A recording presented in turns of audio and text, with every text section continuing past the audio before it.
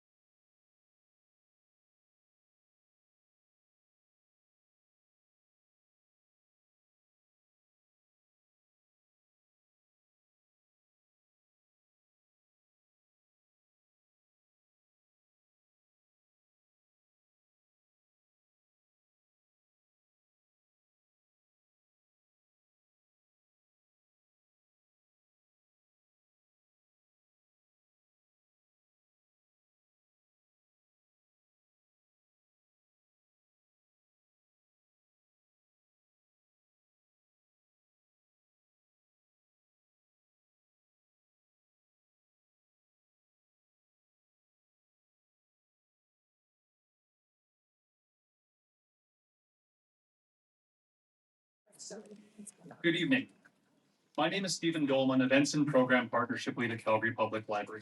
I'd like to begin today's program by acknowledging the land on which we are gathered. With gratitude, mutual respect, and reciprocity, we acknowledge the ancestral home, culture, and oral teachings of the Treaty 7 signatories, which include the Siksika Nation, the Ghan Nation, Ghana Nation, the Ithaca Stony Nakota Nation, consisting of the Chiniki, Bears Paw, and Goodstoney bands, and the people of the Tsuut'ina Nation. The city of Calgary is also homeland to the historic Northwest Métis and to the Otay-Pemsawak Métis government. Métis Nation Battle River Territory, Nose Hill Métis District 5, and Elbow Métis District 6. At Calgary Public Library, we celebrate stories, the stories of the community and the land that we live on. We serve the community on Vinchispa, Wutitsi, and Mokinstis, which describes the gathering place for the Bow and Elbow Rivers speak. We respect all people who share, celebrate, and care for the Treaty 7 territory of Southern Alberta, and we honor the original caretakers of the land, who remind us of the ongoing histories that precede us. We recognize our shared responsibilities going forward to help bring everyone together on this journey of truth and reconciliation. On behalf of Calgary Public Library, thank you for joining us this evening for Good Neighbors, Good Discussion, our Mayoral Candidates Forum. I'd like to thank our partners, our amazing partners at Bow Valley College, for partnering with us on this evening's event. And of course, thank you to all the mayoral candidates who are taking time out to be here with us this evening. We're looking forward to a respectful discussion as the candidates exchange their views on many issues from housing, affordability, and safety concerns. There are many, many areas that are important and really pressing for the upcoming election on October 20. It is fitting that this discussion is happening here at the library, a place where community and sharing knowledge are a part of our foundation. As part of our commitment to civic engagement, Calgary Public Library is offering programs and resources to help you learn about important issues and be ready to vote for mayor, councillors, and school board trustees on October 20th. The library's role for Calgarians is to support the democratic process, freedom of expression, and informed discussion on political issues. It is through programs and events like the one we are at tonight that we can learn more and make informed decisions. This month, you can also learn more by visiting any of our 22 locations. You will find media literacy activities, voter information brochures, translated into 17 languages, and amazing award zines created by the Sprawl that provide information on candidates in your ward and in the mayoral race. While you're visiting, make sure you register for your library card, as it will give you access to all these amazing programs, and of course, it's free. And check out the other general election 2025 programs throughout the rest of October leading up to the 20th. Now, without further ado, I'd like to introduce our moderators for this evening, and I'm so thrilled that both of them were able to be here tonight.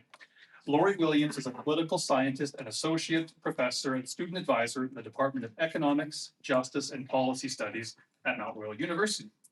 Jeromy Klaszus is a Calgary journalist who has reported on the city for Fast Forward, Weekly, the Calgary Herald, Metro, and CBC. In 2017, he launched The Sprawl to help fill the ever-widening gaps in the city's media landscape. Without further ado, I'll pass it over to Jeromy and Lori to get us started. Thank you very much.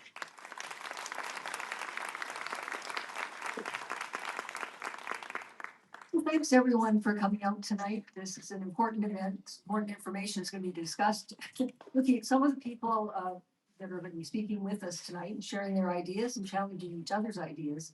This is one of about one year of these events that are going on, so I really appreciate the time and effort that you're putting in as well.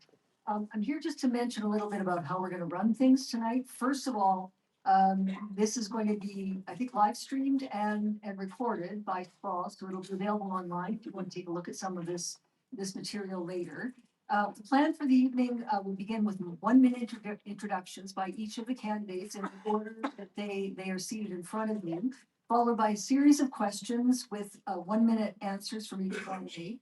There will be a rebuttal round after 2 of the questions. And again, we'll just go in alternating order. We'll start with a different candidate each time, but we'll follow the order that you see before you. And then, of course, if any of you don't want to rebut any of or take advantage of that rebuttal, 1 minute rebuttal that's your choice as well. You can just indicate so. And then at the end of the question and answer period, we will have 2 minutes of concluding remarks from each of the candidates, and then we'll conclude the evening. Without further ado, I think we'll leave the candidates to introduce themselves to you and say a little bit about what they stand for. Jeromy, would you like to go? Yeah, absolutely. Oh, sorry. Oh, this is gonna happen. Wrong, Jeremy, my apologies. That's totally my fault. Okay, well, this Jeremy will introduce that Jeremy because I'm going to introduce these candidates down the line. So first we do have Jeremy Farkas, followed by Sonya Sharp, Jaeger Gustafson, Brian Thiessen, Jyoti Gondek, Grant Pryor, Sarah Elder, and Jeff Davison. And with that, Jeremy, you can kick us off. You have 1 minute. Hi, Jeremy. I am the other Jeremy. And I just want to say what a dream come true it is to be standing on the stage here with all of you at the library with these incredible candidates for mayor. I grew up in Forest Lawn as a nerd in the library, and my first start to public life was as a community association volunteer.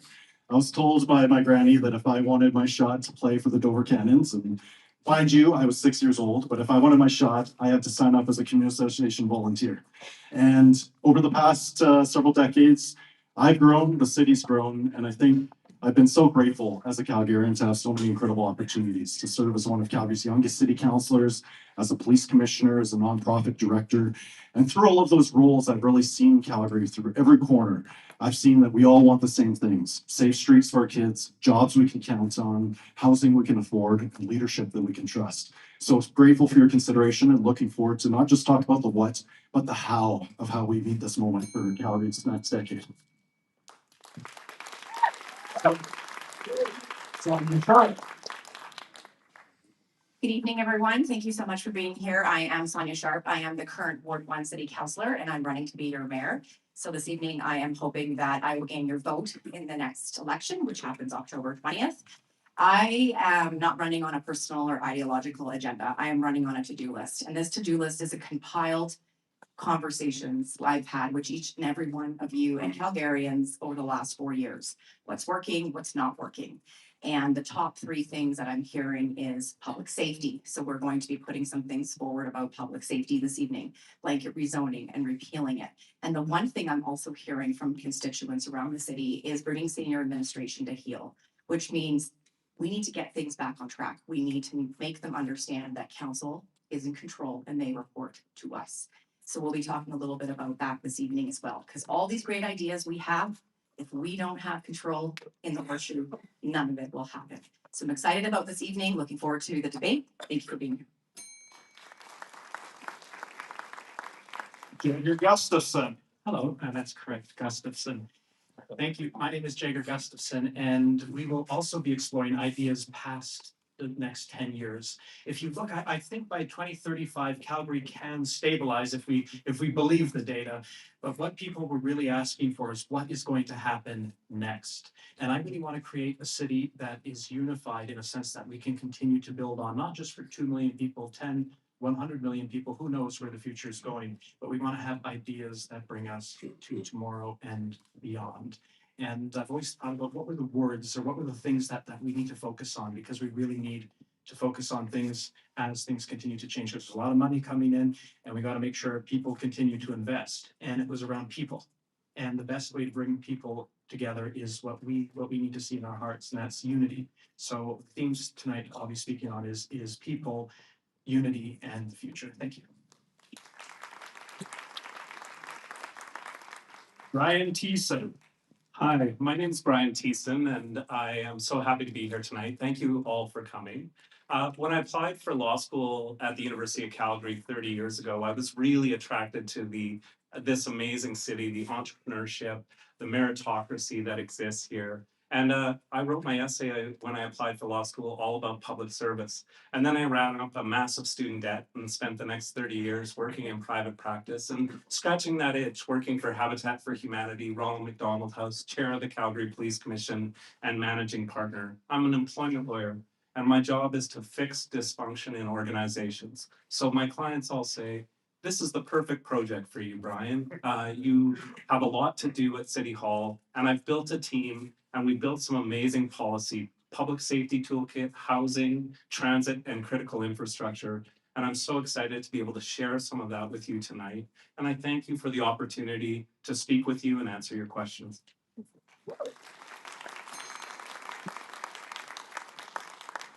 Right, Jyoti Gondek. Thanks everyone for being here tonight, participating in this conversation about our future. The last 4 years have been a little bit unpredictable for us. We are emerging from a pandemic. We faced a water emergency and we saw economic shocks like tariffs. But through all of that, we stood strong together as a city. And as a result, we saw 250 people a day choose to move here and call this place home. They knew that under my leadership, we had attracted investments, we had created jobs, and we had grown our economy. And none of that happens by accident. It's determined and purposeful leadership that makes that happen. And you place an emphasis on what matters and you build what's possible. And I have acted decisively when it matters, and I've always put you at the forefront. I've been a collaborator, but I've pushed back against both orders of government when I felt we needed a more fair deal. And that's the kind of steady and proven leadership that I will continue to lead with your support on October 20th. Thank you for being here.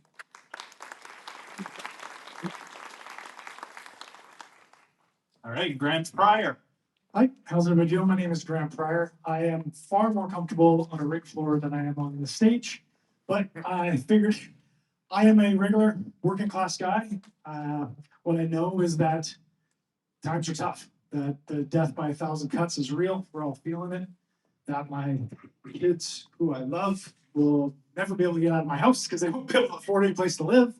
And that our streets, unfortunately, are going in the wrong direction.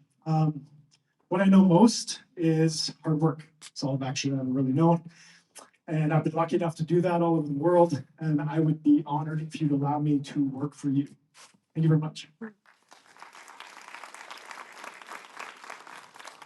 Next up is Sarah Elder. Is it on? Oh, hi everyone. My name is Sarah Elder. I'm a small business owner. I'm a community advocate and I'm a mother. And my reason for running in this campaign is I just didn't see myself being able to, unfortunately, vote for any of these actually very kind individuals here on the stage with me. So why I got into the race was really rooted in community and understanding small business and seeing things in a completely different lens than what you're probably going to hear a lot of tonight. I think that what makes our city great is actually us. It's the people. Without us, it's hard to have any of these things. But the fact that so many of you have shown up here tonight to take part in our democracy is really important and really special. And so I just want to say that no matter what happens on October 20th, I think that collectively, our investment in our city will always take us in the right direction. All right, and Jeff Davison. Hello, everybody. My name is Jeff Davison, and I'm asking to be your next mayor. I want to encourage everybody tonight to look at us all through a lens of trustworthiness and ability. We may not agree on every point, but with me, you're going to get leadership, experience, and vision. Now, I happen to have the good fortune of being born here in Calgary. My mom worked at the local elementary. My dad was a firefighter. I've seen Calgary grow from a small city to an international one. And I embrace and celebrate that change because the greatest thing about Calgary is the diversity of our community.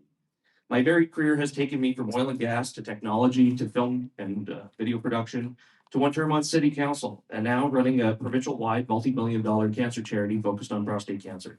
My career is almost as diverse as Calgary is. But most importantly, my biggest role is being a father to 3 wonderful children and a husband. I hope to show you tonight why you could trust me to run your city and that I will always listen to your voice and that my goal is to put Calgarians back in the driver's seat and build a safe, affordable place of opportunity for everyone. Thank you.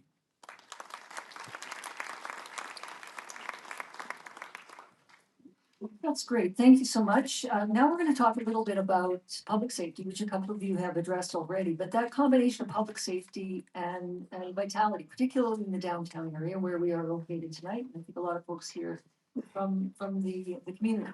So beginning with Jeromy Farkas, I'd like to hear, based on your experience and your accomplishments, how can you give life to the ideas that you have on this topic?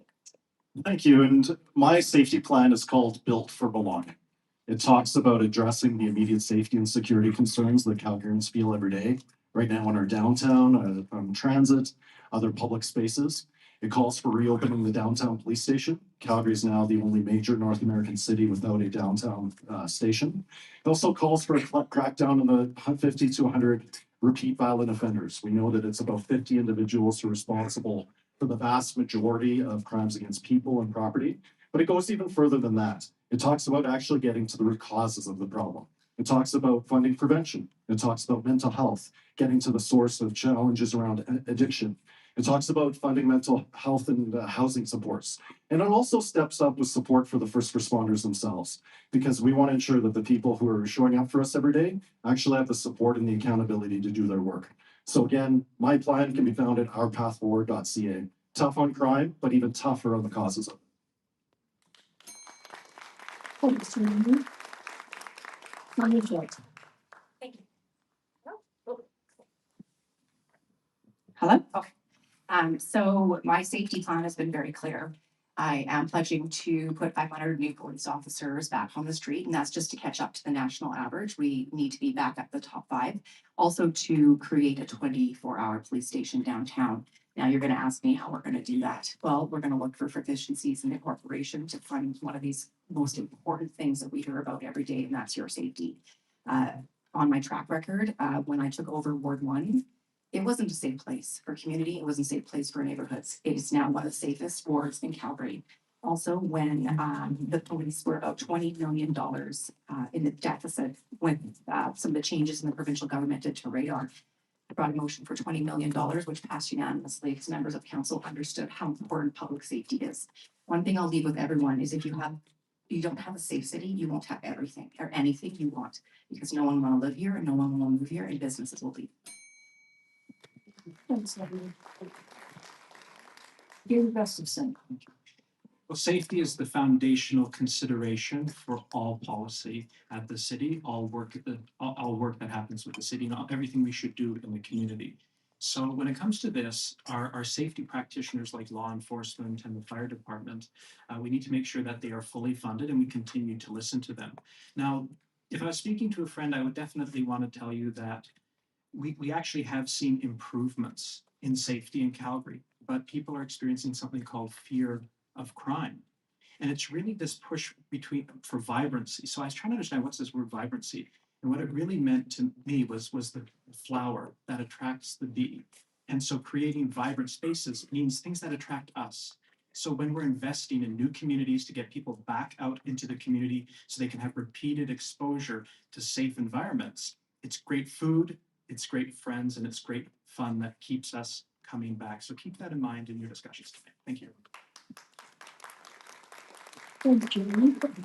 Farkas. Hi, so when we drafted our public safety toolkit, I sat down with over 30 of the mental health and addiction agencies that work in Calgary and asked them what their priorities would be.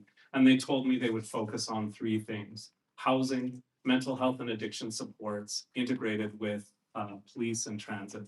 And then I sat down with the entire executive of the Calgary Police Service, and I told them we drafted our public safety toolkit, and it proposes a housing first strategy. It's been done in Finland. It'll save about $100,000 per person per year, and it dramatically increases the success of treatment for addiction and mental health issues. 24/7 integrated with Calgary Police and Transit Police and housed together. And the Calgary Police Service responded, Brian, we worked on that for 4 years. It's called Reach Up, and this council didn't fund it. So we're going to do that on day 1. It's both a strategy all the experts agree on and one we can implement. Please check out our public safety toolkit. Thank you, Jeromy. Thank you. This council actually took measures to increase measures for safety. So we invested in an entire recruit class of peace officers and transit officers to support the Calgary Police Service. We invested in more outreach teams, and we ensured that those things were integrated so that the police could look after the criminal element and outreach teams and peace officers could address people in crisis. I also brought a motion just a couple of weeks ago to strengthen our bylaw to prohibit open drug use on our streets. And instead of sending folks to the criminal justice system, we'll take them to community court where they can get the supports they need to address the root causes of why they are on the streets. We also made sure that our fire department has been refunded some of the money that they've lost over the years. They're the first ones to respond to crisis calls, especially medical emergencies. They need full support, and we have consistently supported the police department in their asks for more funding, and we will continue to build on that. Thanks.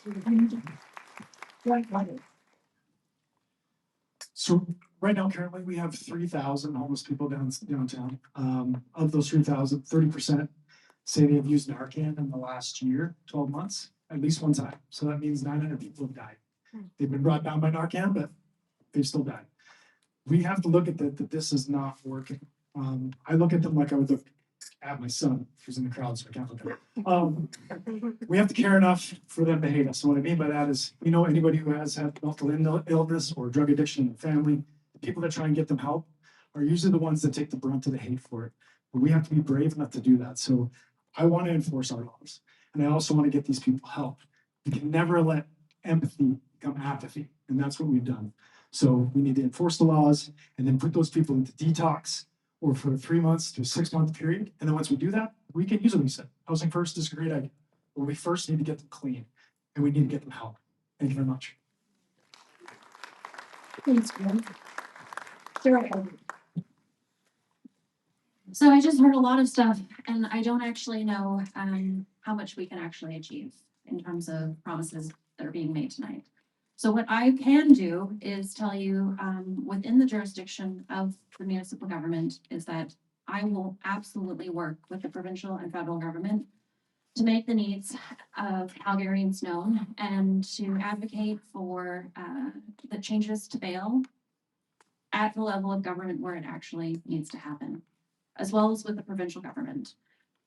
The key to this is having those relationships. And unlike most people on the stage, I'm actually the most, I would say, pragmatic in terms of being able to walk in on day one and work with anyone. I don't come with political allegiances or any kind of political ties. And so staying in our lane, but also advocating for those changes is, I think, where we need to get started. Thanks, Sarah. Jeff Davison. Thank you. I guess I would start by saying, how many of us feel safer 4 years later in this room? Yeah, me either, right? Our seniors are not comfortable walking around downtown. Our teenagers do not want to take public transit. And people like me have to look over my shoulder everywhere I go. That's not Calgary. And everywhere we go, people ask, what are we going to do about it? Because what we're doing, it isn't working. I'm proposing pulling together a task force. I believe that with the brilliant minds Calgary has, we can help lead North America out of this challenge. But it starts by agreeing that we all have the same problem. It starts by bringing the federal government in to talk about housing and to talk about funding for that housing. It starts by bringing the provincial government in to talk about how we work together and solve some of the bigger challenges around mental health and addiction. It's the city working with police, but it's also all of those wraparound care agencies that we have out there in the community. We all have to be working side by side and all towards the same goal if we're going to have an effect on what's happening. And I ask you again, who's the right leader to do that? Because I'm somebody who brings people together, finds the common ground, and gets it done. Thank you. Thanks, Jeff. All right. Now we're going to move into infrastructure and housing, two very hot topics. And for this question, we're going to start with Sonya Sharp and move down the line. So listen up here. Okay, so Calgary's population has exploded in recent years. We all know this, to the tune of, I think it's around 70,000 people per year. And the city's footprint has also grown exponentially. And every year at budget time, we get a parade of city departments that are saying, we can't deal with this. We're strained. We need more money. Transit, fire, police, the list goes on. So as mayor, how would you handle these growth pressures while also keeping property taxes reasonable? Okay, so as mayor, and it's your job to lead 14 people, when you look at the budget, you need to not just look at the core services you need to deliver, but you need to pay attention what administration's putting in the budget that Calgarians aren't asking for, and it's already been showcased.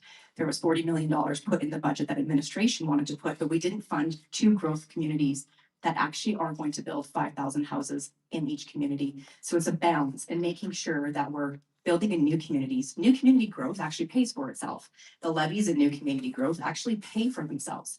And so we also have to make sure that we're not vilifying people where they want to live. If you want people to move downtown, live in the established areas, you also need to make sure that your fix-it-first mentality on our infrastructure can hold the development in these communities. Bonus, for example, water main break. But there needs to be a balance of smart growth. And a one-size-fits-all, like blanket rezoning, did not work. It is not working, and it's not building affordable housing, which made everyone think it was going to. So balancing of growth is really critical. Thank you, Sonya. Jaeger Gustafson.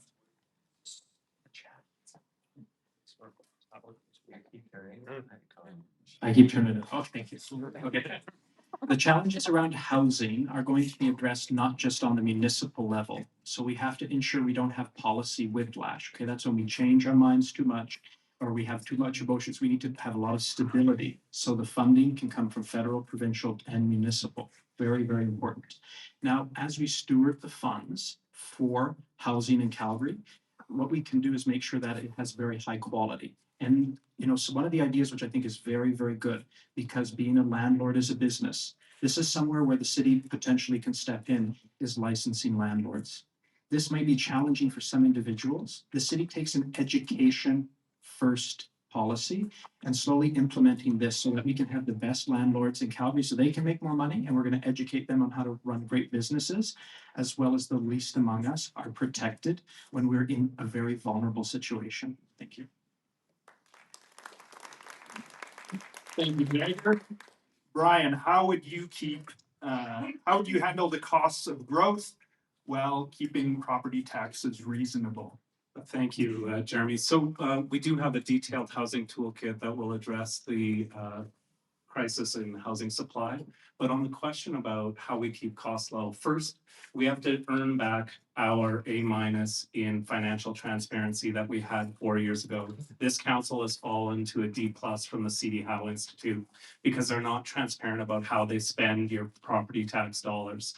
Then we have to ensure that we spend every dollar of taxpayer money wisely, that we do a full audit of city programs, understand where our hard-earned money and property tax is going, and ensuring that the city has its act together before we ask homeowners and property owners to pay more property tax. But the thing that nobody talks about is the 37% of your property tax dollars every year that go to the province. Despite them having income tax, royalty revenue, billions of dollars of revenue streams, they pick our pocket every year for 37% of our property tax dollars. I'm going to get those back. Thank you, Brian. Jyoti, Gondek. Thank you. One of the most important things the city can do is create a strong tax base. And we know that in 2014, when we started to see energy companies leaving downtown, those property values declined, and that impacts our revenue. We are strengthening our downtown with the conversion incentive program. We've taken 11 buildings and turned them into 1,500 housing units. That's a way to strengthen your tax base. The Prairie Economic Gateway Project, which will make us Canada's strongest inland port, is a play for manufacturing and industrial. That will strengthen the tax base so the burden isn't all on homeowners. So when you drive the economy and you strengthen the tax base, you're able to keep taxes low. The other thing is we're missing $437 million every year from the provincial government on things that they've downloaded to us. We need to fight to get that back. Just like we fought to get $256 million for housing from the federal government, I'm prepared to fight that. The provincial government give us what we deserve. Thanks, Jyoti. Grant Pryor. So economics is the main driver of usually all of our ills and all of our wins. So basically what we need to do when it comes to affordable housing is build houses, of course, that goes in it, but also make sure that we tax foreign investment that's buying up the homes that are for regular Calgarians.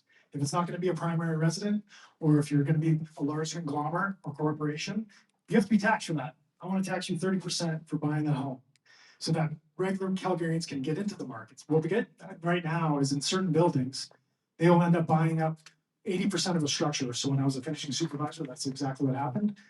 That then becomes rentals, which then Calgarians take, and that money leaves Calgary. We want to keep the money here. We tax those conglomerates. We make sure, and I like to say, we tax wealth, not work.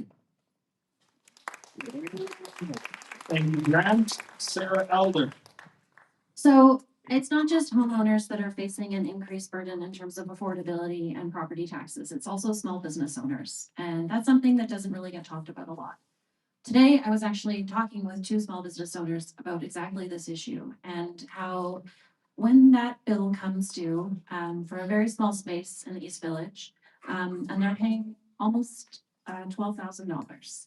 And that's a really big sum of money. And so how can we continue to ask small businesses to carry the burden? Understanding also the challenging economic climate that we're in right now. So rethinking how and who carries the burden is really critical. And that's not something that, we're discussing here to the way that it should be. Small businesses are having an extremely difficult time right now. And so that needs to factor into the decision-making in terms of the burden. Thank you, Sarah. Jeff Davison. Well, thank you. Again, complex problems do not have simple answers. Now, let's start with first, the greatest thing about Calgary is the diversity of our communities. I don't want every community to look the same, which is why I don't believe in the blanket rezoning.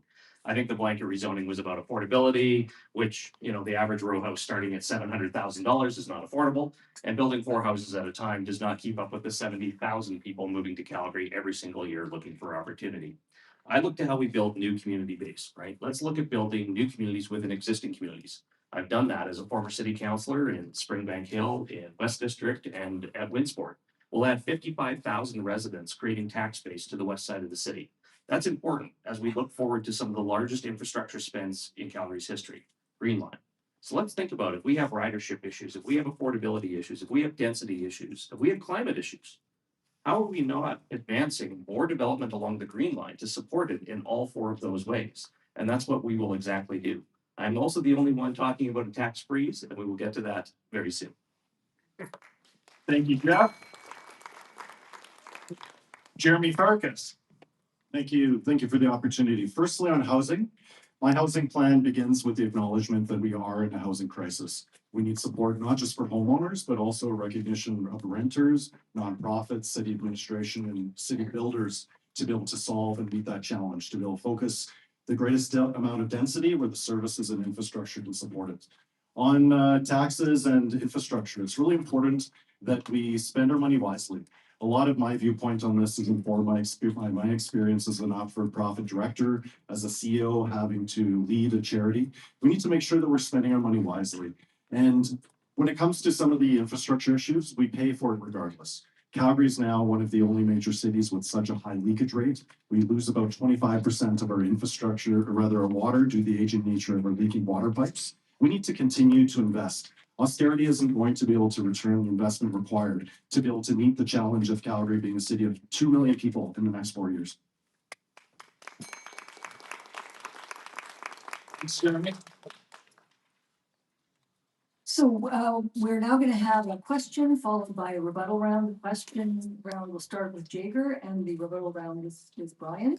Several of you have already addressed the issue of rezoning. We've got housing shortages, with people coming to Calgary. We've got big challenges with respect to that. I've heard a few of you talk about sort of general ideas or consultation that might happen with respect to this.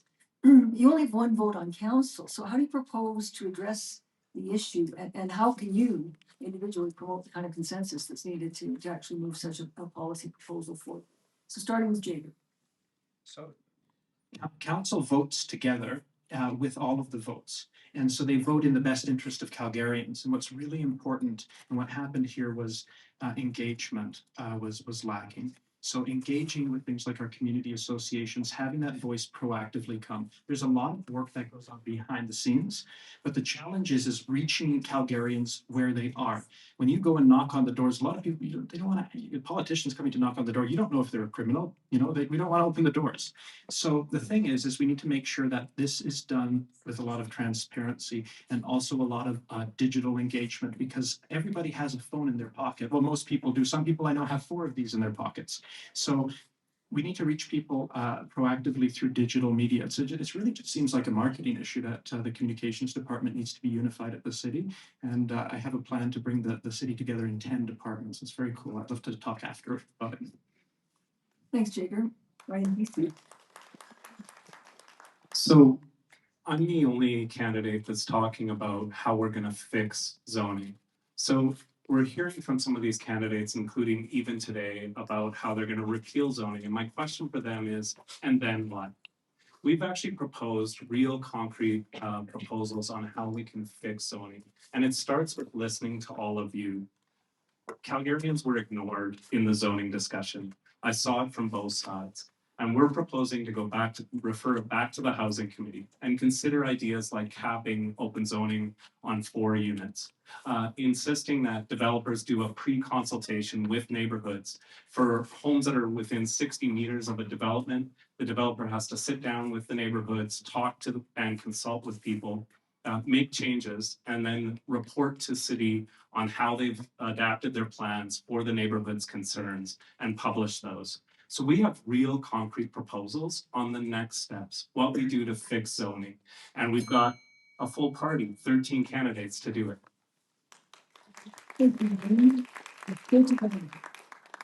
Thank you. We heard from almost 700 people during the hearings for rezoning, and there were many people we didn't hear from. Folks that are working 2 jobs, people that were taking care of their kids, who also have very real housing needs. So we heard from a lot of Calgarians. We didn't hear from everybody. And I can tell you, we've implemented about 24 amendments to change the way we look at development permits. So the point that people were making is I'm worried about what's going to be built next door to me or across the street from me. And unfortunately, land use doesn't address that. Development permit stage does. So we strengthen the ability for people to have a voice when something is going to change in your neighborhood and it might affect you. The other thing on affordability is, on average, it takes about 40 days to approve a single detached unit and 225 days for a townhouse. With the zoning change that we made, it saves about $22,500 per unit in the time saved alone. Thank you.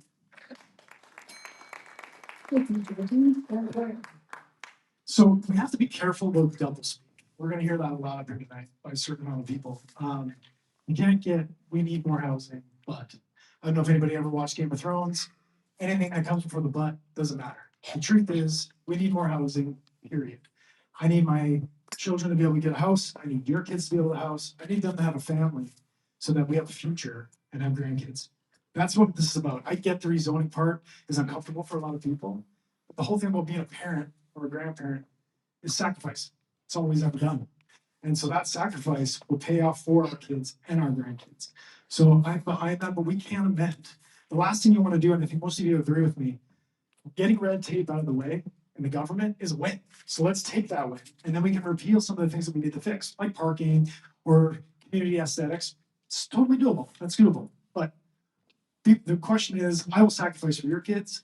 Will you sacrifice for mine or for theirs or for anybody's? I appreciate it. Thank you.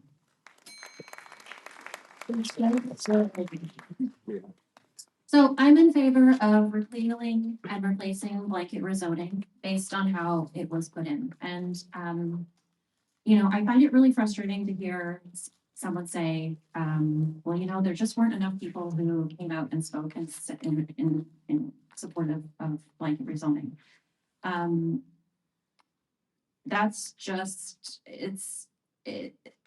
Calgarians told mayor and council what they wanted. It's up to mayor and council to listen to that. So it's really interesting to hear people now kind of position it as, well, the outcome would have been different if more people had shown up. I think Calgarians have told the mayor and council currently that they are opposed to blanket rezoning. And so my approach to blanket rezoning is thinking of it not as a blanket, but of a patchwork quilt. So density where it makes sense, and bringing neighbors and communities along to support projects. Thanks, Sam. Laurie, can you start by re-asking the question? Sure, I didn't read it, so the idea here, many talked about rezoning, people in Calgary divided on the issue of rezoning. We need housing, but I just like, if I can, as concrete, a sense of your proposal for what you're gonna do to address the question and how you're going to lead others to join you in that revision as one vote on council. Right, okay. So it starts by putting a strategic plan together. We're gonna have the largest turnover in council history before us in this election. That's why it's really important to pay attention to who you're voting for and what do they stand for, to make sure that, not just for mayor, but for councillor, you're getting out there in alignment. You don't need a party system to do that, right? I think we've seen a good example of how the party system already does not work on city council. You have the yes mayor party getting everything done, and you have the naysay party wanting to do absolutely nothing. Our job is to bring people together, find the common ground, and get things done. So when it comes to how do we repeal the blanket rezoning, we work together. We put a strategy together. We listen to Calgarians, and we move forward with that plan. That's the goal here, right? Put you back in the driver's seat. That's what we talked about. The challenge we have is we have a lot of top-down, we know best attitude, and that's got to change. At the end of the day, all of us need to remember one thing. We're here in service to Calgarians, and that's the attitude we're all going to go into it with, or I'm going to go into it with, and hopefully lead a new council through to make sure that we're representing you. Thank you. Farkas. Thank you. And I think the question of whether to repeal blanket rezoning is somewhat the wrong question. We had 300,000 brand new Calgarians come to the city over the last 4 years. Many of them, just like my dad, who came here as a refugee. We need to provide the housing. We need to be able to provide the safety for every single Calgarian. So the question is, how do we continue to build the housing in the places where the services and infrastructure can support it, where the community support is there? And that's what my housing plan is about. It's about repealing blanket rezoning, addressing, yes, the issues that Calgarians have, particularly the idea of, say, an eightplex going up next door. But we have to acknowledge that we are in a housing crisis. The average income in Calgary can no longer afford the average rent. So we have to build. It's not good enough to say that in order for us to listen to the community, we have to stop development. We need to focus the development on major corridors. We need to take a look at low-hanging fruit, areas like, say, the Westbrook LRT station. We need to partner with nonprofits. We need to be much more focused, particularly with seniors and assisted living. So we need to continue to grow. We need to be able to continue to build. And my vision for the city is one that embraces that growth, embraces that change. I know that change can occasionally be difficult, but as long as the community feels like we have a voice in it, we can move beyond the logjam that we're seeing on the city council right now. Thank you. Sonya. Thank you. I have been very consistent about blanket rezoning. I actually tried to stop blanket rezoning before it even came to council in 2023 with a motion to cut red tape without removing the people from the process, because that's what blanket rezoning actually did. It called out the people being the red tape, not the process. So that is moving forward as we are repealing blanket rezoning, full stop. And someone behind me asked me how I'm doing that. I'm doing that with 9 other people that signed a pledge today. We are repealing blanket rezoning. We are reinstating what was there, which means you're bringing your voices back to council. We were already approving 85% of those applications.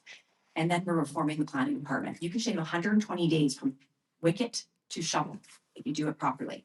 And so it's not just for causing certainty for the developers and builders, but then residents will know exactly what's being built in their community. And remember what I said before, new community growth actually builds houses faster than inner city growth. So we need to be focusing on a balance.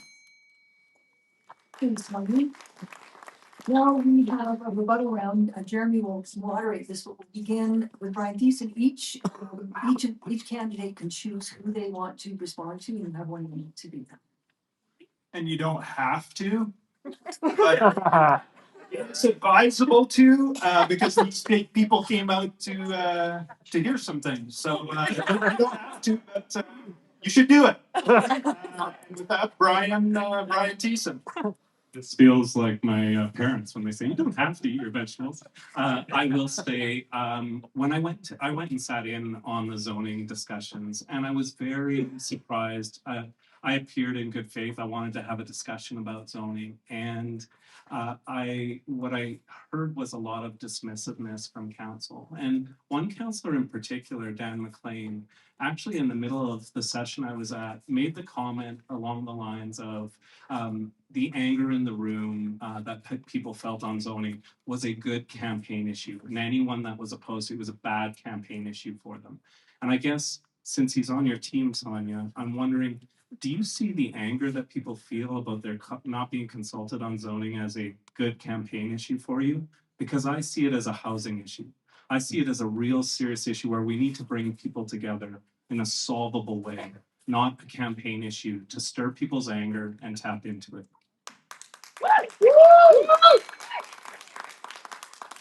All right, Jyoti, are you gonna do this or no? Awesome. Jyoti Gondek. I think one of the things we need to realize is that when you consider people aging in their community, often people need to downsize at some point. And I don't want people to have to move out of the community or the neighborhood that they love. I want them to have options to stay there. And a lot of you have said to me, my adult children are now educated elsewhere. They've gotten a job somewhere else and they want to come back, but they can't afford to live in the community they grew up in. I want to give them options. I want to make sure people have choices and options and can enter the market. I also want to make sure that people who need a hand up can access affordable housing. And the rezoning conversation allowed us to make an important move. We cut almost 6 months off of the approvals for townhomes, just as one example. That increases affordability to the tune of $22,000. So it was a move we needed to make to ensure everyone in the city has a place to live with dignity. All right, thanks, Jyoti. I think just hang on. I think you're right, Sonya. So yeah. People to remember. Yeah.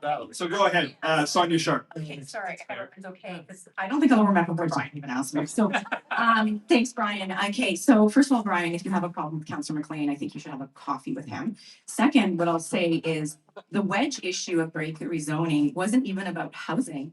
People felt like their voices were being removed. This is their single opportunity to talk to people they elect.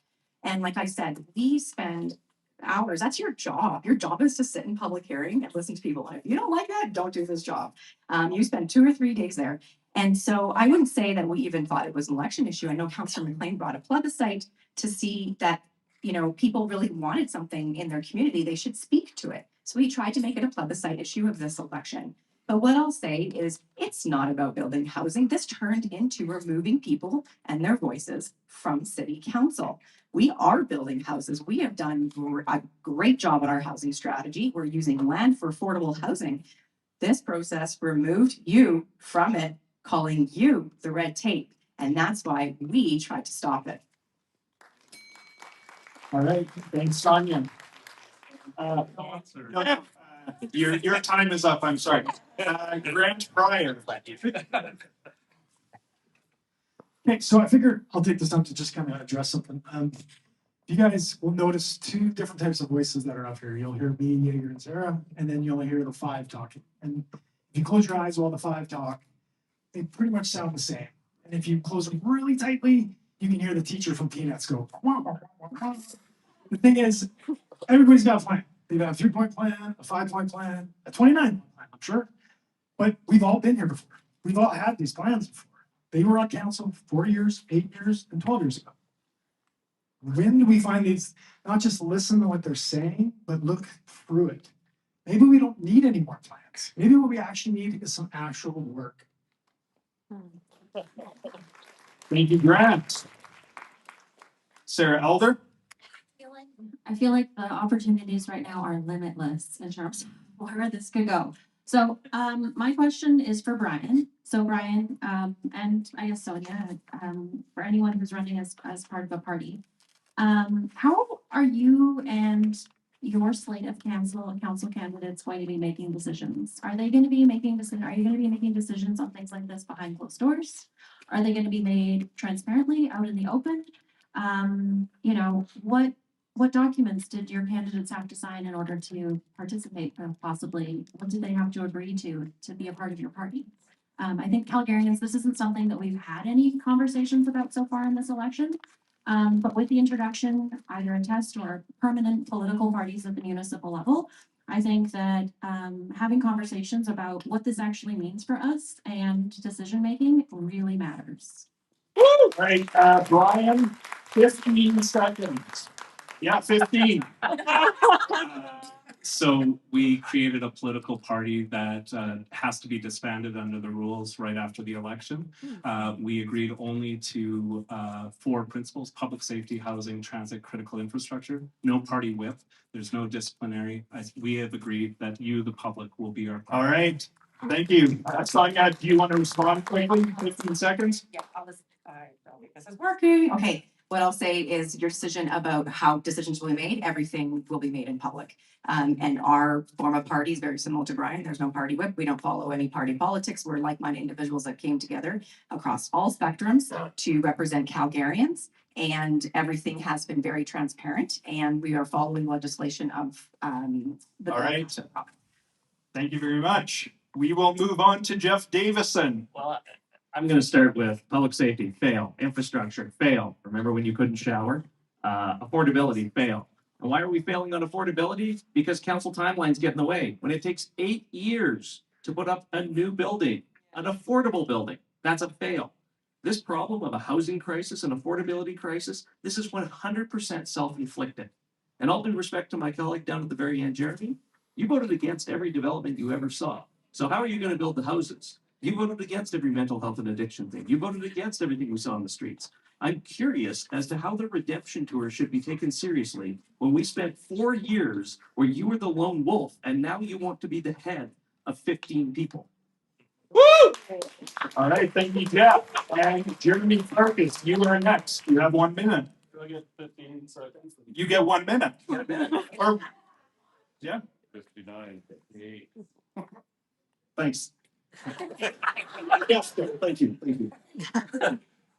As a director of the Calgary Housing Company, I advocated very strongly for continued investment in affordable housing because we knew that this was a problem that was too important to just leave the private sector to solve. I live in Glamorgan. It's sort of ground zero. You see $600,000 bungalows being torn down, replaced with $750,000 luxury condos. It doesn't work. That's not how we're going to actually be able to solve the housing crisis. It's going to come from investment, and it's going to be particularly in support of renters and for the not-for-profit sector. So my question would probably be to Councillor Sharp and to Mayor Gondek. There's a lot of talk about the importance of housing, but the decisions that are being made today by this council have not reflected that, particularly from the spending. You have $1 billion in public money for the Flames for 100% of the proceeds to go back to the Flames owners. Do you stand by your vote in support of giving housing for the Flames, but not funding it for Calgarians?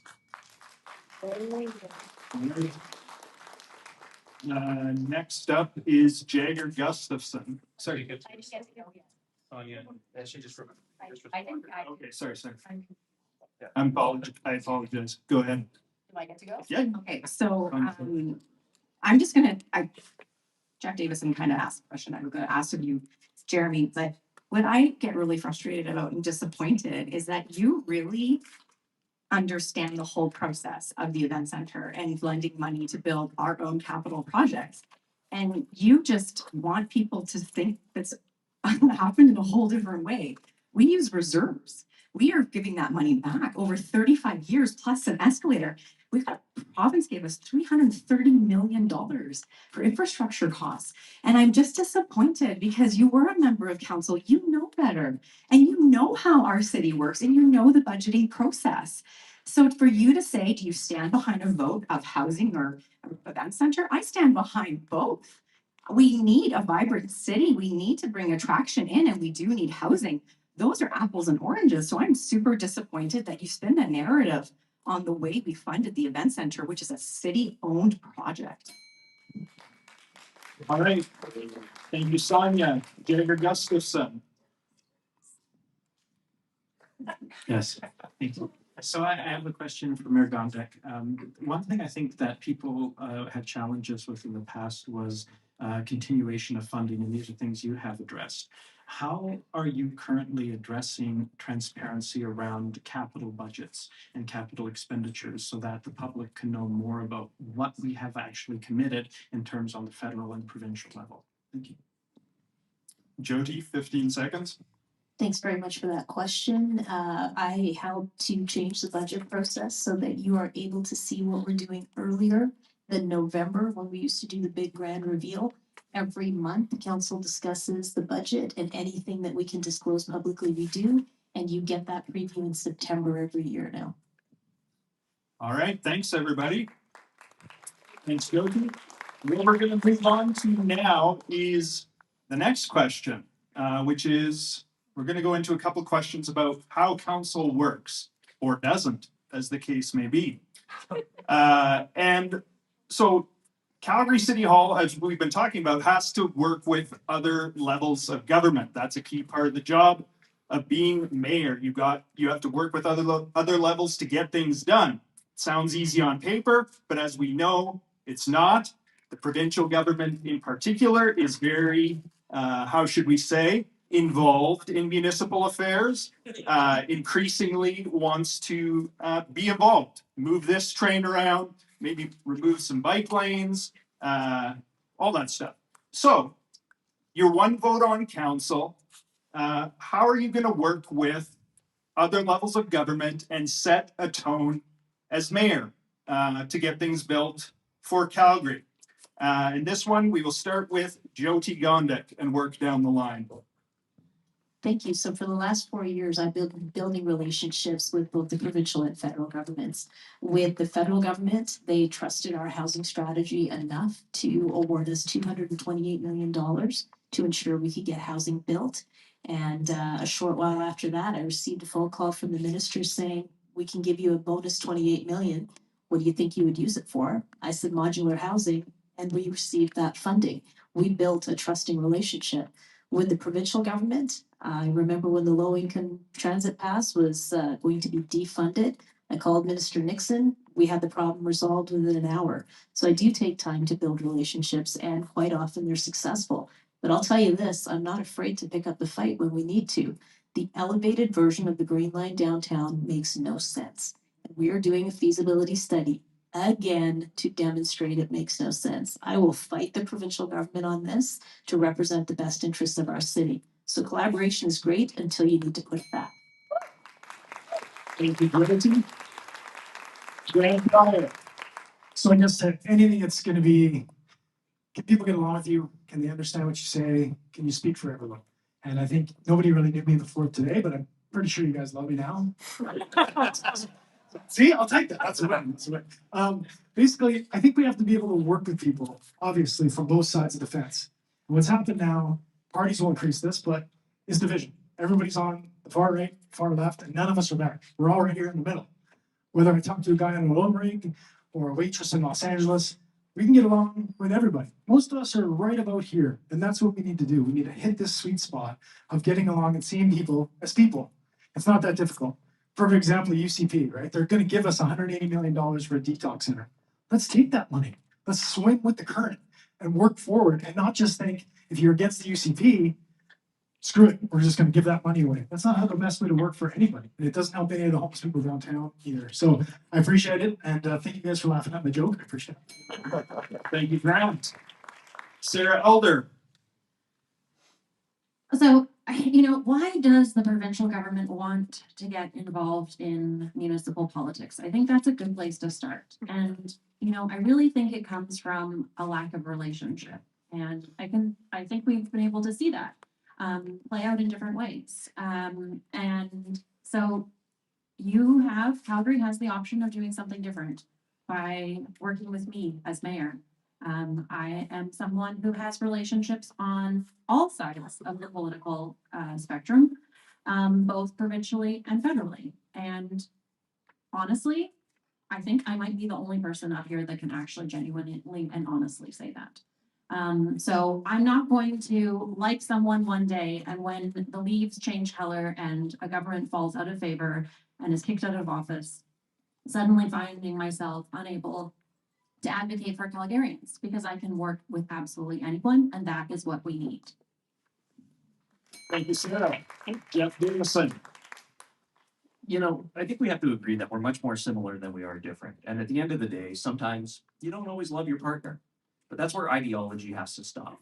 What we need to do is actually start working on the merits of every project, whether that's working with the federal government or working with the provincial government or working with our community partners. It's about establishing partnerships that work.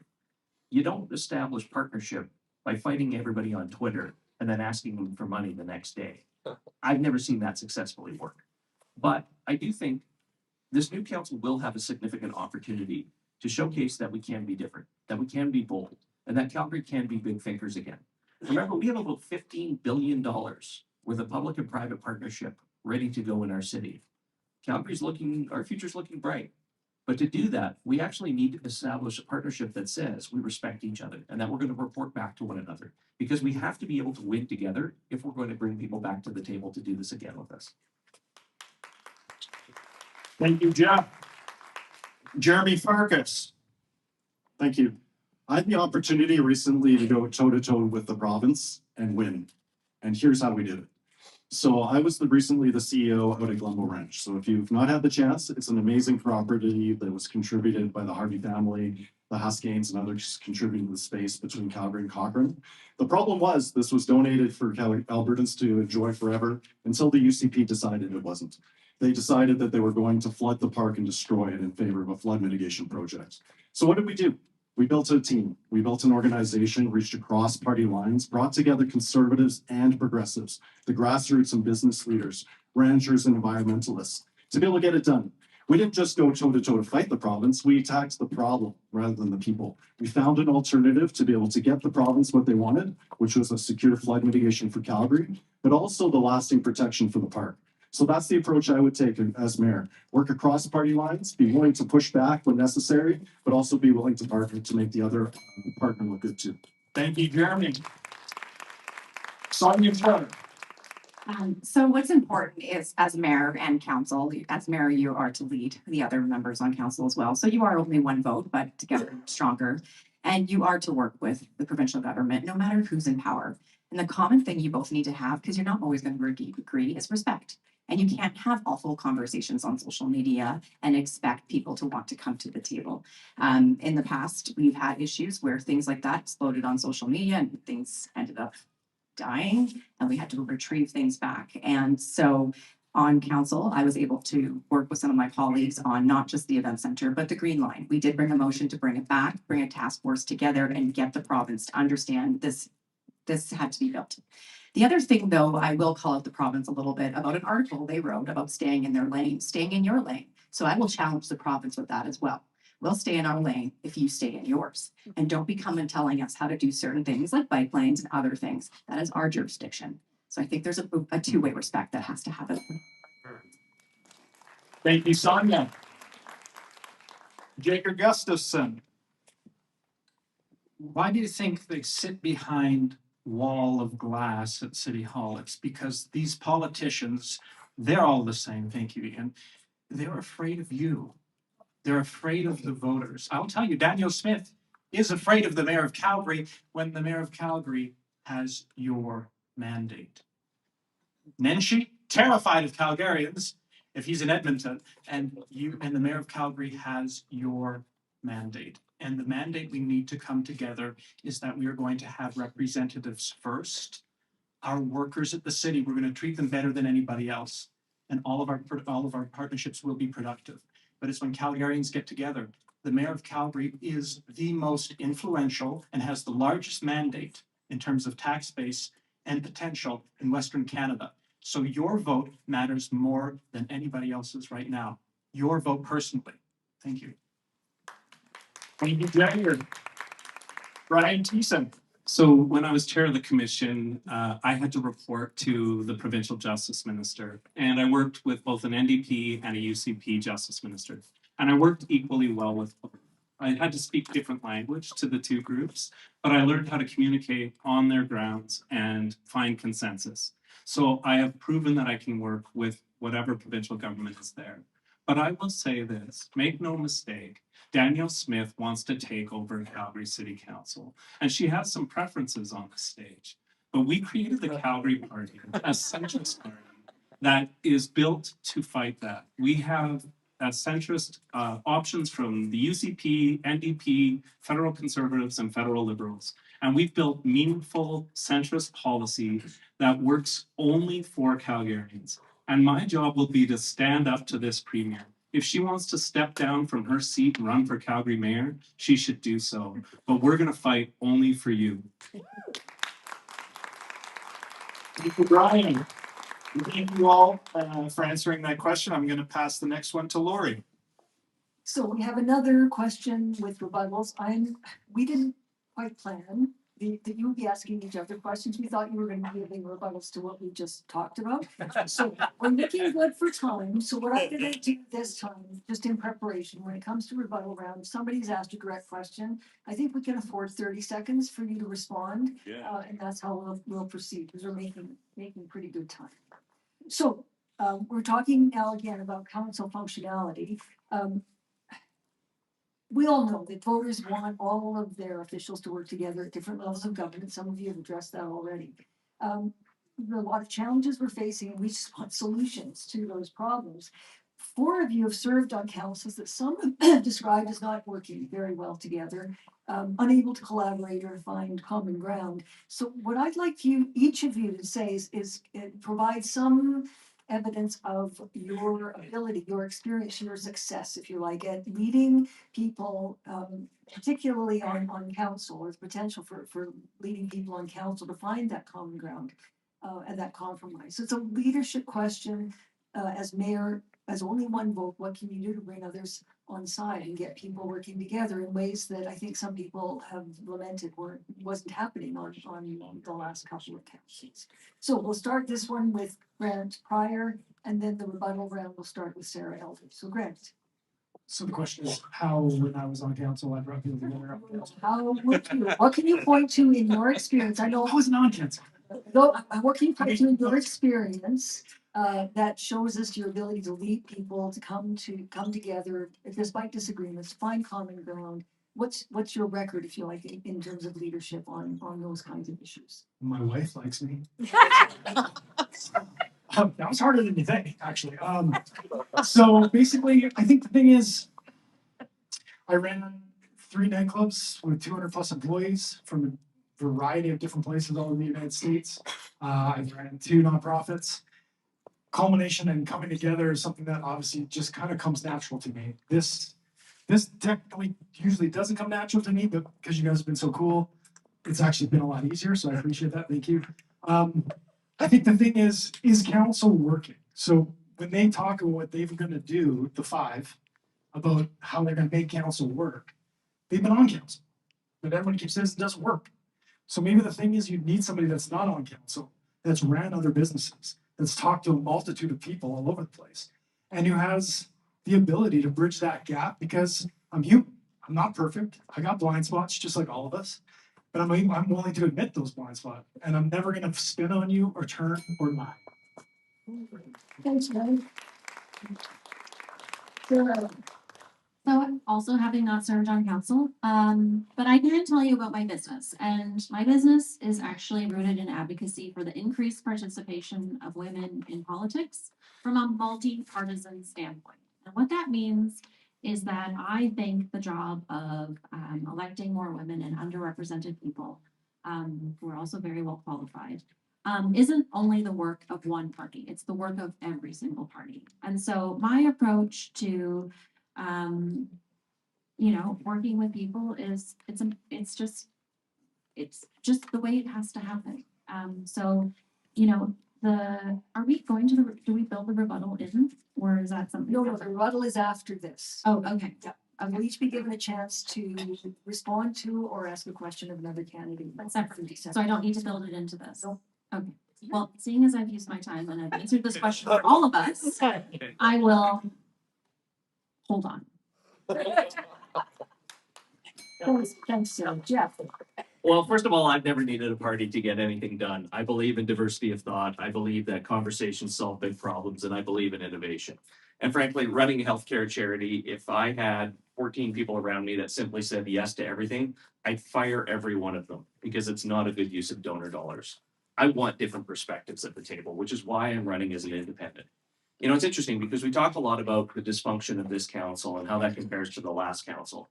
And I would say, again, you already have a front row experience on what's happening with parties with this council. Again, you've got the yes mayor party. Again, you've got the naysayer party. The difference on our city council was, relatively speaking, 13 of us, we got together and said yes to things because we put Calgarians first. We listened to their concerns and we did what they asked us to do. The challenging person that we had was also running for mayor. And I think that's a very good indication of how somebody is going to run for mayor and operate this next city council should he be elected. Often, experience is a good indication of what's coming future. Thank you. I think that might have had a couple of references to you. I knew he was next. It's with great humility that I stand on a stage like this, and I'm being blessed with the opportunity for a second chance. Over the past 10 years, I've grown, so has the city. I'll be honest with you, as one of Calgary's youngest city councilors, I really struggled. And it's that experience that I think allows me to be able to actually provide what I never got as a rookie councilor, that coaching, that mentorship. Losing the election was one of the best things that could have ever possibly happened to me.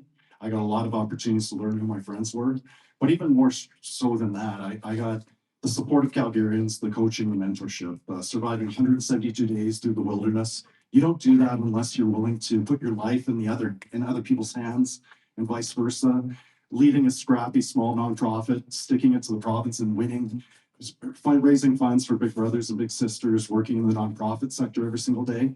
This is really tough work. You don't succeed as I have in those roles unless you can actually build those high performing teams and lead them to success by sharing in that success. Thanks, Jeromy. So leadership is something that you learn. It's instilled in you as a child. I do believe that. I ran a business for 16 years in a construction industry, and I led 26 men, a crew of 26 men when I was 20 years old. I worked with the city, led the business and local economy team. We were trailblazers during COVID, putting patios on the street, supporting the business community and doing things no one ever thought about. On council, I might have been on the minority side, but I did lead and I did bring things across the finish line that were contentious and would pass unanimously.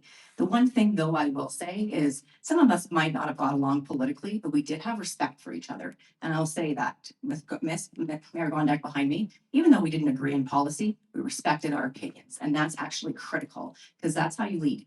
Another thing is, as a party that we're running right now, I am running with 3 other incumbents that turned to me and said, would you lead and run our city? Will you run for mayor? No one else has that on this stage because they see something in me that no one else has. So that's why I'm running to be your mayor. Thanks, Amy. Who's your best? Mayor Gondek, it was really, really nice when you increased the transparency on capital budgets and you told everybody how to expect that information. You see, we use as teachers positive reinforcement because then the next time it comes out, most of it will be what we reinforce as the public. And so it's very important that we use positive reinforcement. And when we use positive reinforcement, if I want to make Jeromy lose, okay, so you might lose. I'd say, Jeromy, you're doing great. Everything's perfect. You're going to win. See, but you have to be specific because we learn from each other. The only time that we want to fight with people, and Jeff, you had mentioned, when should we fight with, fighting with people? Well, when we're dealing with people with narcissistic personalities or sociopaths, being consistently inconsistent will make them very submissive. Believe me, it will be tremendous. Thank you.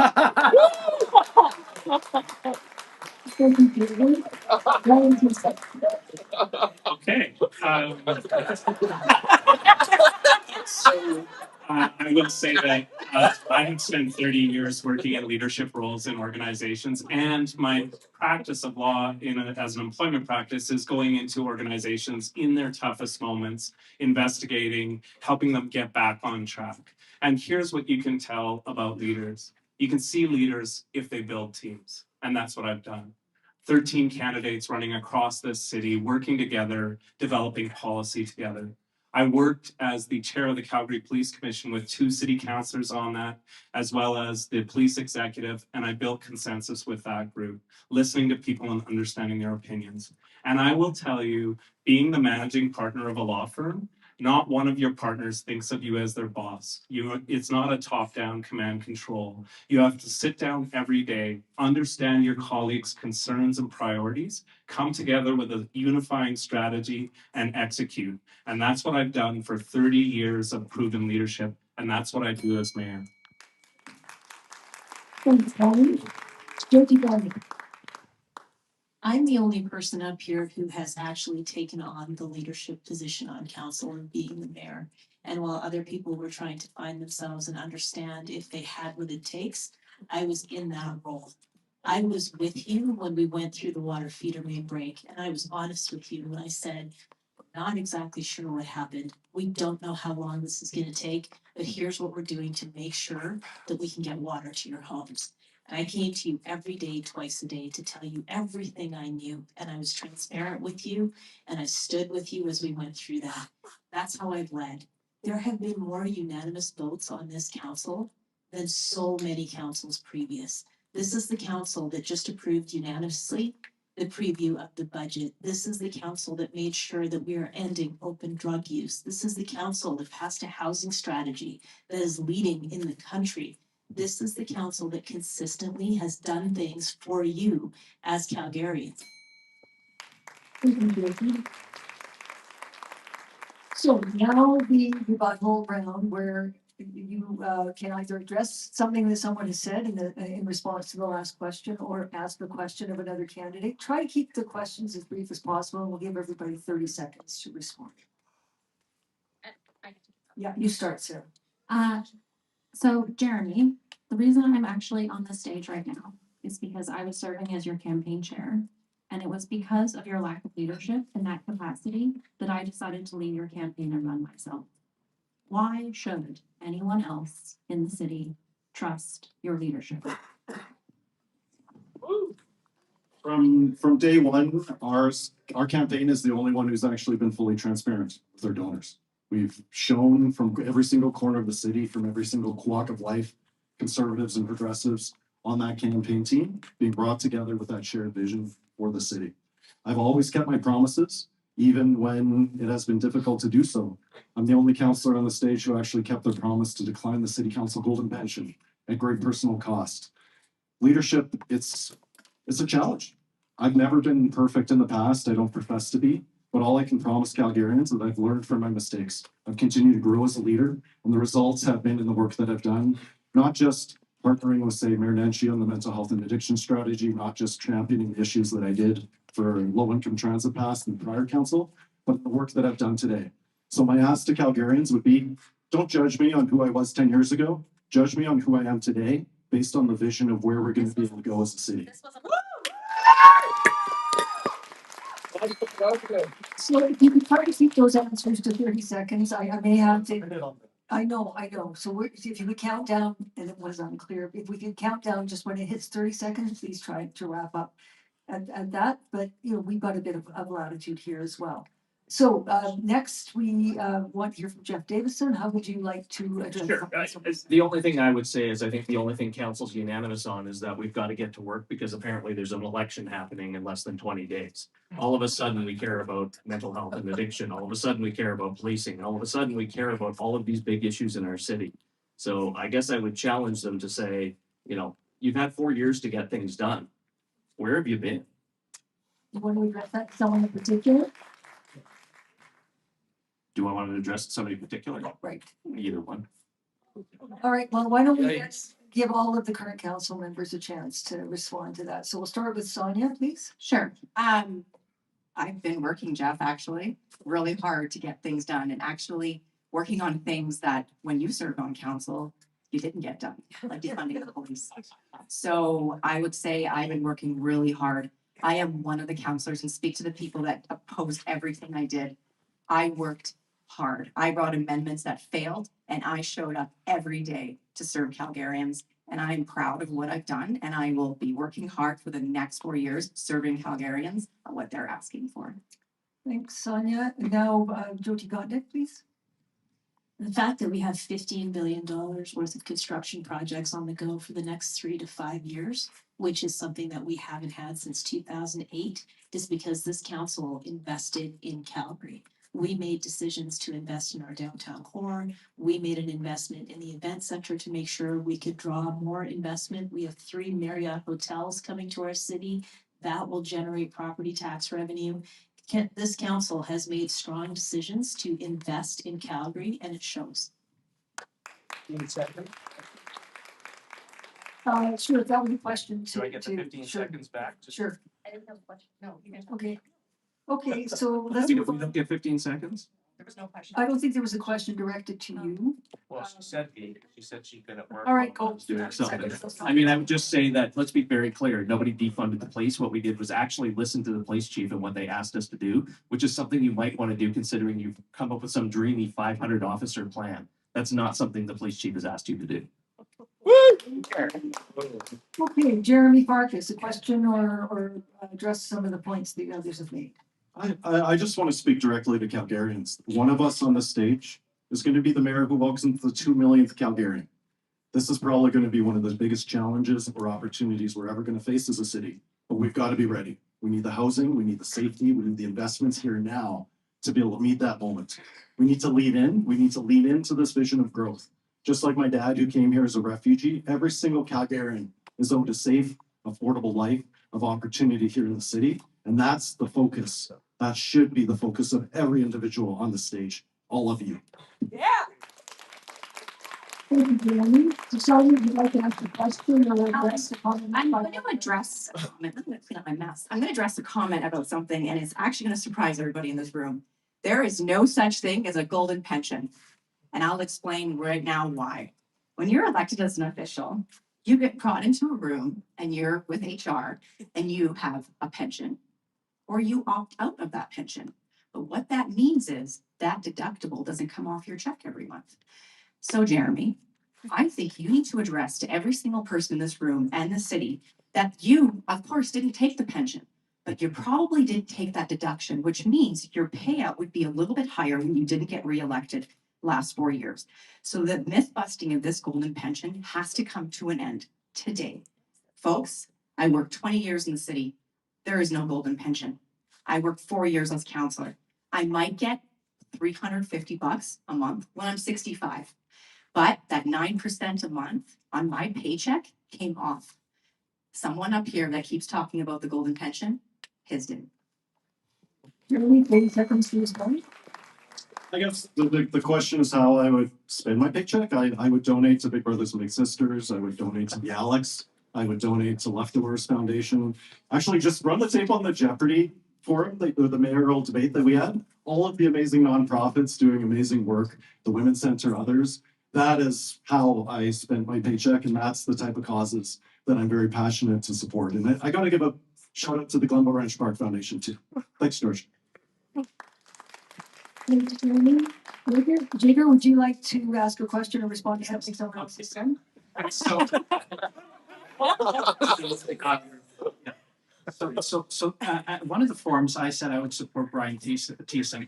And really, it wasn't because everybody's got to go to jail, which, the media loves it when we do this. So everybody's got to go to jail. Okay, they just take that part. But my question for Brian Thiessen is one of the beautiful things I think he does is it's not just a vision for Calgary, but I saw that the next step that leaders do is they have a vision for the people in front of them. And so, Brian, if you could bless us with your vision for whomever is the next mayor of Calgary, what is your vision for that group? And that could be you. Thank you. I wasn't expecting that one.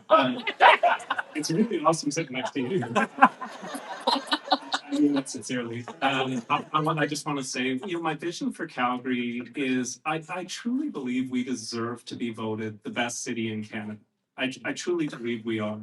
But I think if we do the hard work on public safety, transit, critical infrastructure, and housing, we can be the best city in the world to live, work, and play. And my vision for this city is that the next council will make council boring again. That we will roll up our sleeves and fill the potholes, fix the water mains, so that 30 years from now, your kids and grandkids will say, remember that one summer when we couldn't take a shower? And we will have done all the work from a service mindset of serving Calgarians and setting up this city to be the best city in the world. Thank you. Thanks, Brian. Now, you've used up most of your time to respond to others, but we'll give you, do you want to ask a question or challenge somebody else on their answers to a question now? I think I just took a full minute, so I'll Okay. leave it. Thank you. You've got 15 more seconds if you want to. So give a lawyer a mic and ask him that.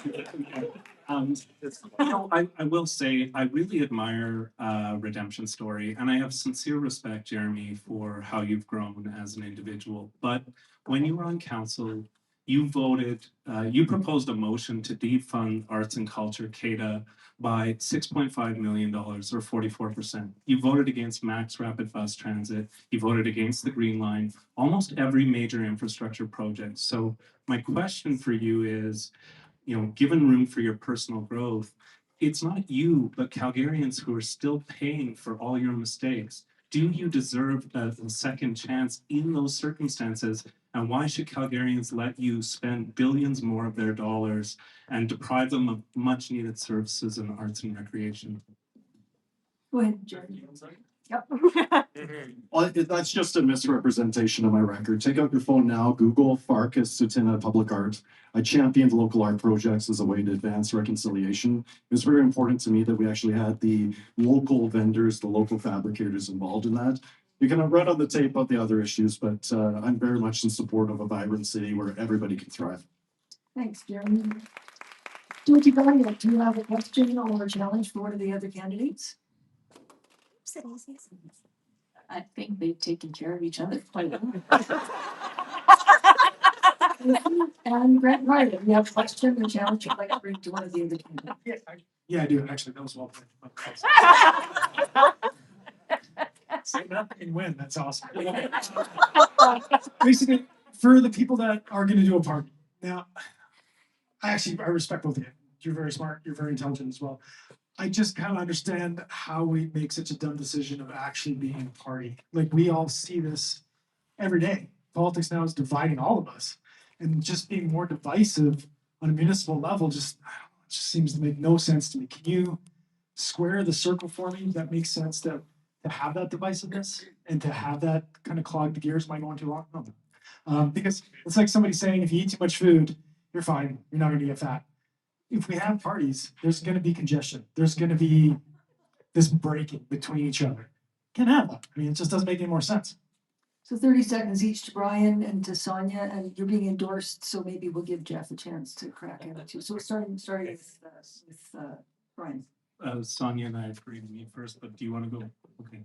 So first of all, let me dispel the myths on political parties. They exist in every major democracy throughout the modern world.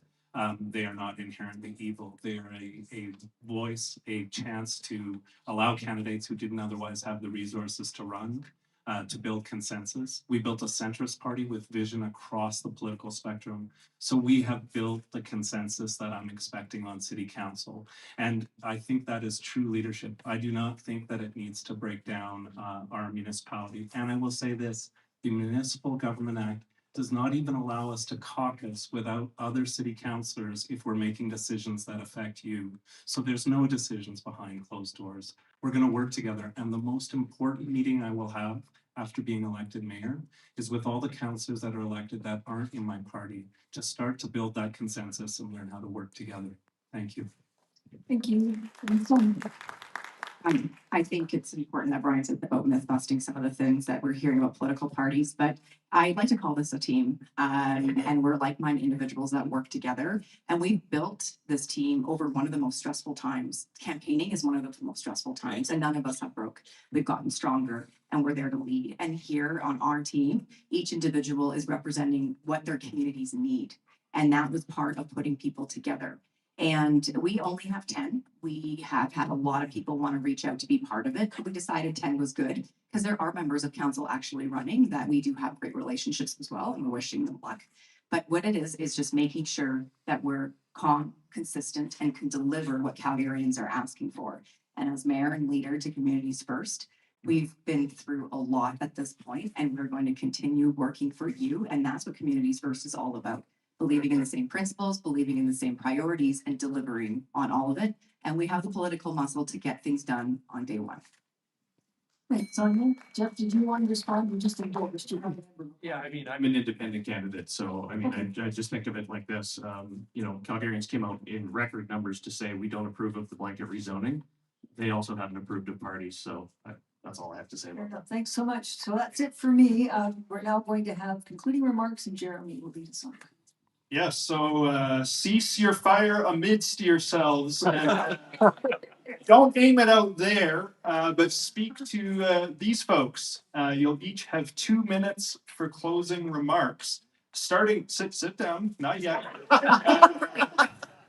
Starting with Jeff Davison. All right. Then you're next, Jeromy. Okay, well, thank you very much, everybody, for taking time out of your evening to be here. Like I say, I think this election, we've talked a lot about public safety, we've talked about infrastructure, and we've talked about affordability. But this election comes down to something very different for me. It's all about leadership, experience, and vision. We are a growing city. We've got lots of challenges, but it comes down to the fact of remembering this is still a $5.5 billion a year corporation. So who has the experience to actually lead us as a company? Who has the leadership capability to bring people together, find the common ground, and get things done? Who has a vision for Calgary? And my vision is very simple for Calgary. Create a safe, affordable place of opportunity for everyone. It's why we all came here, right? It's why we choose to make a life here. And it doesn't matter if you came from Saskatchewan or Saudi Arabia. You came here for opportunity. See, it is that entrepreneurial spirit that we want. It is keeping our young people here. It is looking at challenges that we're seeing through our downtown and being able to work across sectors to help fill up those towers, to create a tax base that's it's meaningful to you. Because every time we don't do that, every time we don't adjust, every time we don't innovate, that's just more out of your pocket. So look, I'll tell you this. I still think Calgary is the greatest city on earth. And I think we have an opportunity to make it better. We're going to work through all of these challenges, but all I can ask you on October 20th is think deeply about who has the leadership, experience, and capability to move Calgary forward and continue to make this the greatest place on earth. Thank you. Thank you, Jeff. Jeromy Farkas. Well, thank you so much, everyone, for this opportunity. There's really nothing like being able to run for mayor in your own hometown. The people, the conversations, the welcome. It's an absolute honor standing on the stage with all these candidates. And what I've learned is that at our hearts, we all really want the same things. We want housing we can afford, safe streets for our kids, jobs we can count on, and leadership that we can trust. But over the past 4 years, City Hall's been stuck. They've been polarized, distracted, and not really focused on the right priorities. Political parties and ideology have only really made the situation worse for Calgarians. The political parties really force people to have to vote for bad ideas and against good ideas based on the jersey color of the people putting them forward. And that's why I'm running as an independent, to be able to bring people together, to be able to build a diverse council working together as a team. Because when it comes to building a better city, I strongly believe, based on my past experience, that there's no such thing as left, there's no right, there's only together, and there's only forward. What? So we're left really on the stage for you as voters starting Monday, you're left with really two questions. The first is, are we better off today than you were 4 years ago? Is our city safer? Is it more affordable?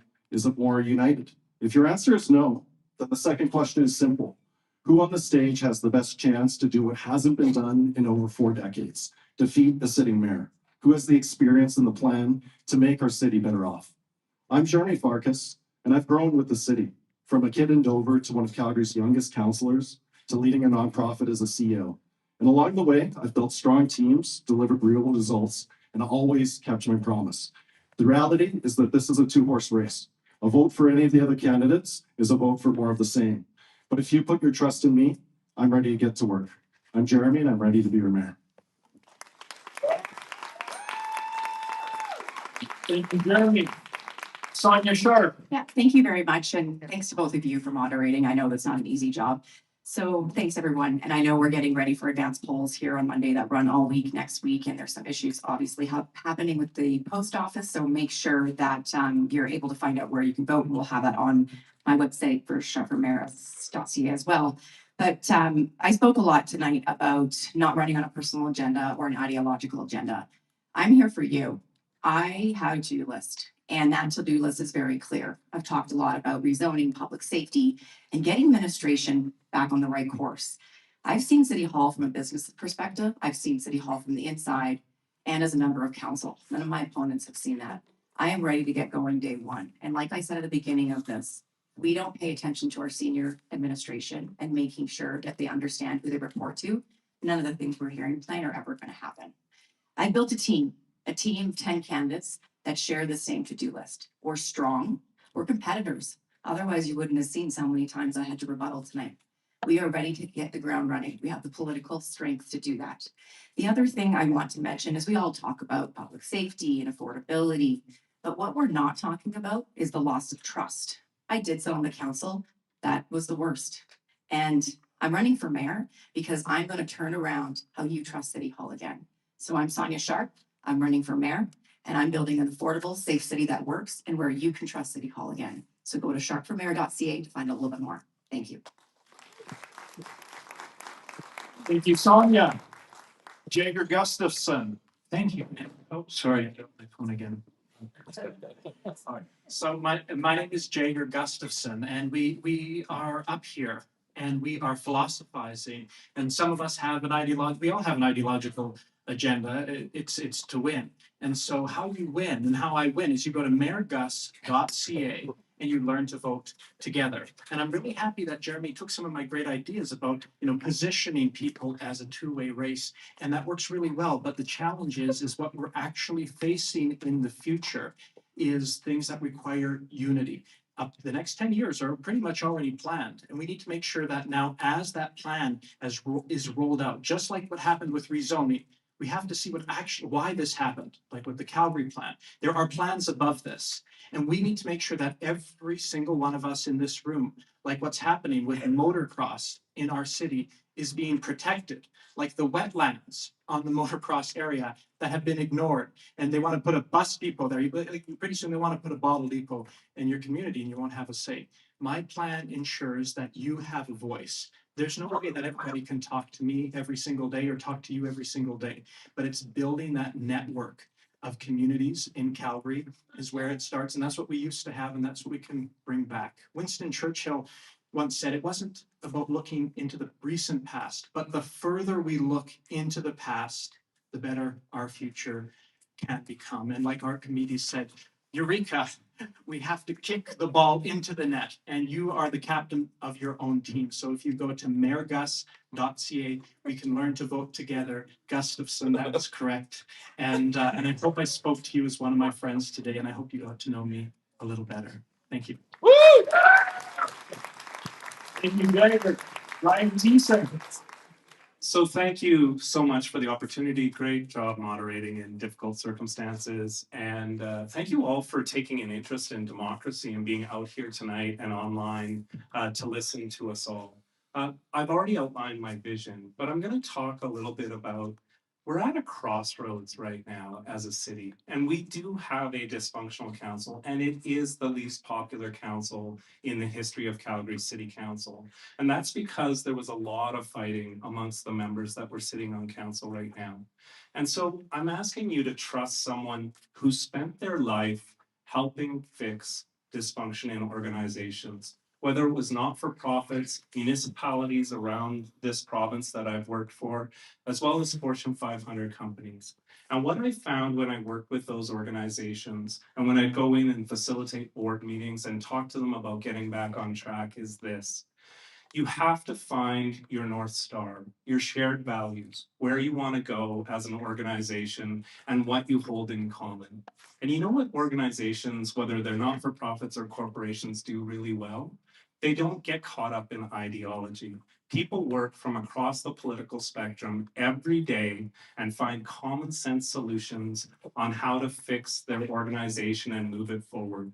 I think it's the politicians that have got it wrong. I think all of you and all of us who work in organizations every day from across the political spectrum and find more in common than we find apart have the solutions. And I'm looking to bring that to City Hall. I think City Hall is ready for someone who's a proven leader with 30 years experience, who has taken the challenge of dysfunction and built a team that complements one another, that respects one another, and works and has produced over 100 pages of well thought out policy on how we all move forward together. Thank you. Thank you, Brian. Jyoti Gondek. Thanks very much for being here tonight, everyone. I know there's many other things you could have been doing with your time, but the fact that you wanted to participate in democracy is incredibly heartwarming. And Lori and Jeromy, thanks so much for moderating tonight. Thank you to the Calgary Public Library as well as Bow Valley College for being our hosts and our sponsors tonight. It is pretty exciting what we have before us as a city. We are on the cusp of our next great chapter, and it comes with a strong foundation. We are the city in this nation that is leading in housing starts, and we were able to do that because the federal government trusted us with $256 million to deliver housing so people in the city can live with dignity. We are the place where we have done downtown office to residential conversions, 10 buildings, 11 buildings, resulting in 1,500 new homes downtown, more space for people to live with dignity. We are also the city that said we cannot have open drug use on our streets, and we are strengthening our bylaw. We are strengthening our community court as well to make sure that people have access to the services they need to get into recovery, to deal with their mental health struggles, and to deal with homelessness. Let's not forget, we just got shovels in the ground on the Green Line after a decade of waiting. And that was not an easy fight, but I managed to get the province back to the table, and we have that project underway. We also managed to set ourselves up for success to be the strongest inland port in this nation, if not North America, with Prairie Economic Gateway. It's 30,000 jobs and $7 billion worth of economic uplift. This is foundational work that we started in this last term. I'm looking for your support on October 20th so we can deliver results on all of the things that we have started together. None of this would have been possible without you. So thank you. Jyoti, Grant Pryor. Okay, kind of want to break it down here a little bit. I think the biggest thing we're going to talk about here is money. The five up here are going to spend upwards probably $5 million to win your vote. And where does that money come from? Some of them are going to spend $1 million by themselves. Is this the system that we want? Money in politics, taking over regular people's voices. They'll talk and they're going to say to you all these things, but that is the crux of it. Where are we going to be in 10 years? How much money is it going to take for Ben, for a working class person to get his voice? I know right now I've spent $2,200 to try and reach out as much as I possibly can. I would love to see what they have spent on this and who they actually are required to give that back to. What does that mean? So what you guys need to ask yourself is, do you want a system where money wins politics? Do you want a system where divisiveness is going to seed because of different parties? Do you want a system where working class people like you, like me, will not get a voice anymore? I don't want that system. And you know what? I don't actually care who they got or who they're going to run for, because I know who I'm running for. I'm running for you, and I would do that shit for free. Thank you, Grant. Sarah Elder. Okay, so I'm going to say something that you're probably not going to hear anybody else say. And, you know, calling Jeromy out in that way didn't exactly make me feel very comfortable, but I think it needed to be done. That's what I'm going to continue to do in this race. And as mayor, I'm going to put myself in uncomfortable situations and positions because I think that that's the lens of transparency that we need. Every day I have conversations with people who come into my business, you know, having really sometimes very deep conversations and about the future of our province and our community and our country. And I can tell you that right now people are opting out. They feel like the world is too much, they're not paying attention, but they're also afraid. They're afraid of what's going to come. We're in a really tricky spot. And this election really matters. And I appreciate everyone taking the time to put on forums like this, but you know, I think what we really need actually is more time engaging with each other and asking the hard questions so that you can make your best decision on October 20th. And we haven't had that ability so far. We've spent a lot of time talking about ideas and money and things but actually challenging each other on what we're really running on and why we're doing it. So I'm going to make an ask, hopefully, that there can be a forum where we spend less time talking about our plans and more time talking to each other, asking each other how we got to this point and why we've made the decisions that we have. Thank you, Sarah. And thank you all. I'll pass it back over to Lori. Thank you to everybody. Thank you for being so adaptable in terms of our evolving format. I actually thought the questions that you asked of one another and the challenges you brought raised a lot of issues that we didn't think we had time to do. So thank you so much for that. I'm just going to say to everybody here, it's really important to get out and vote. You're obviously more engaged than a lot of folks, but perhaps encourage others to do so. We've seen tons of elections with ties. I want to recount people winning by one vote. Every vote can really make a difference. And it looks like folks aren't as engaged in this election just yet as perhaps we would like. So as the political science prof, I'm going to say, go out and vote. Yeah. I'm also going to thank all of you who helped organize this. And now I want to call on the Vice President of Student Experience and Digital Transformation at Bow Valley College. That's Lynn Connell to conclude us for tonight. Thank you.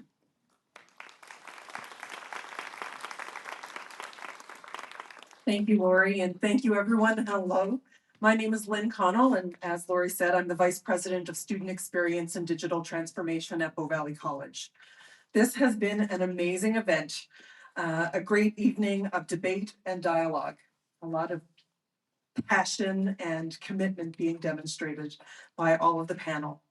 So thank you to each of our candidates for furthering public discussion and sharing your visions for Calgary. Thank you also to our moderators for tonight's event, Lori and Jeromy, whose direction and guidance ensured an evening of constructive and controlled dialogue. I would also like to thank you, our audience, Calgarians, for attending. This event is titled Good Neighbors, Good Discussions, and I really hope that you found value in tonight's program. Lastly, I want to highlight both Calgary Public Library and Bow Valley College for co-presenting this important event. Calgary Public Library and Bow Valley College are both public institutions and conveners in our city. Congratulations to both for facilitating a beneficial public conversation while maintaining and emphasizing both organizations' nonpartisan role and commitment to democratic process and participation. And with that, I wish to formally conclude our evening. Please travel home safely and remember to vote. Thank you.